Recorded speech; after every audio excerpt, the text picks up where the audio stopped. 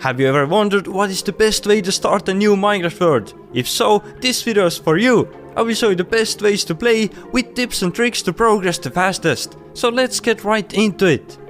After generating a survival or hardcore world with the chosen difficulty, you are spawned into the game and have exactly 10 minutes before the first night.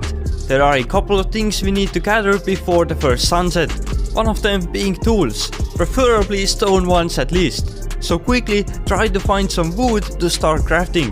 And in case you happen to spawn in the desert, I feel bad for you. Try to find some wood as quickly as possible. Once you have your basic wooden pickaxe, go and mine some stone to upgrade your tools. Also, then there is no point in crafting any more wooden tools, since now you have access to stone. If you happen to find any exposed iron, make sure to take it and craft a shield. This is super helpful in the beginning since you don't have any armor and the shield can save your life. Another important thing is the food, so try to gather as much of it as possible at the beginning. If you see any animals, kill them. If you see any grass, break it and throw them into wheat. Even kelp and fish can be a great food source in the beginning. But as you can see, it is already slowly getting dark. To avoid having to fight the mobs, we need a bed. One method is to find 3 sheep and kill them. Then just take the wool and craft a bed. But you can also craft wool from strings if you happen to find those. Another way to obtain a bed is to steal it from a village. A village is also a great source of food from all the hay bales that they have laying around. The last step is to build a small bunker to be protected from the mobs when going to bed or waking up. The hut doesn't have to be anything fancy. A dirt cube is perfectly fine for the first night. If you can go to sleep, you are already off to a good start. On the next day, we can explore around a bit. If you happen to find any temples, villages or shipwrecks, make sure to loot them. In the early game, these can help you progress a lot faster.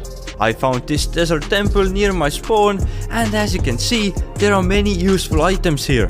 Once you're back home from the little adventure, make sure to craft a hoe and plant all the seeds and sugarcane that you have. Another thing you can do is to look around for any animals that you could trap to build a farm later on. You can bait them with wheat or carrots, or if you don't have any, just build a fence around them. 2 should be enough for now, and I will deal with them later on. Now that you have a place to sleep and a couple of animals, let's go under the ground and do some mining. Your goal is to find some iron to craft iron armor and tools. Having a shield when exploring the caves is really helpful, but when mining, don't forget about the other ores as well.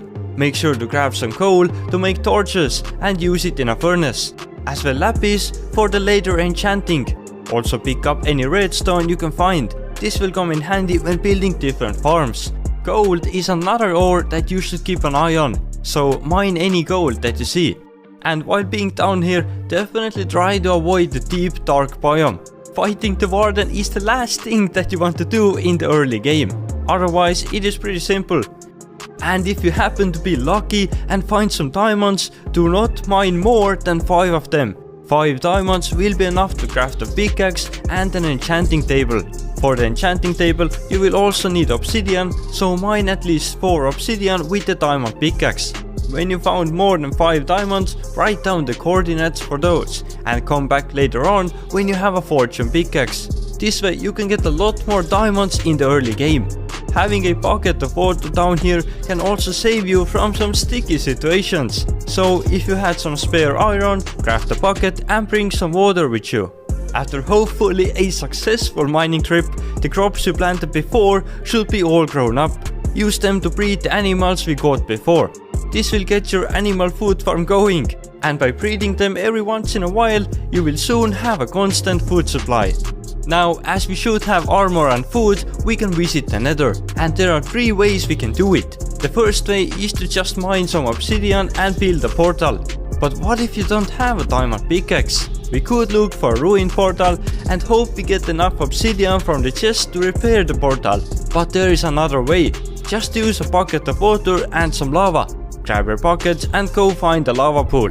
Once at the lava pool, place a block right here with water next to it. Then break the 3 blocks and add lava at the bottom. After that, build a shape like this.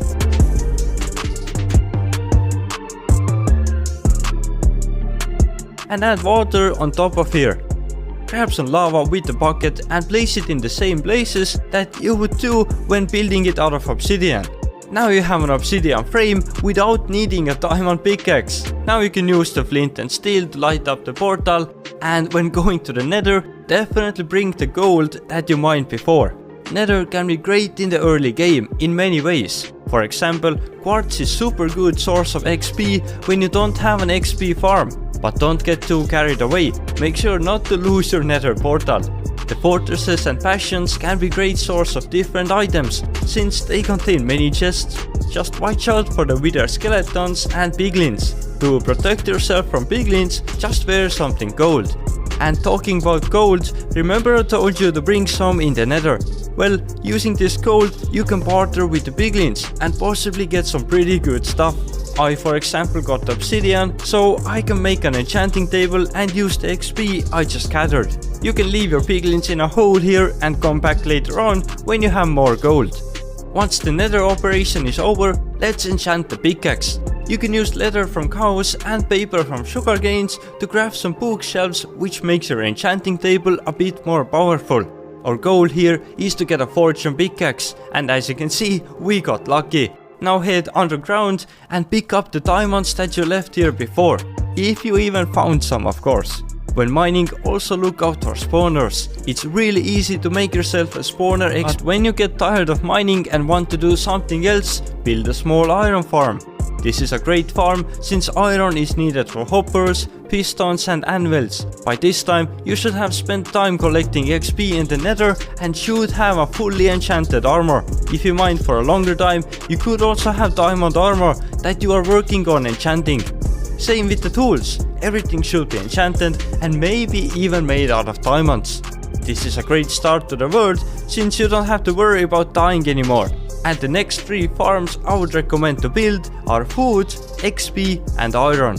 And that is how I think you should spend your first hours in Minecraft. A lot of the progress depends on luck, so if you ain't progressing that fast, do not worry. Find your own pace and continue playing. I really hope you learned something new, and see you in the next video. Bye!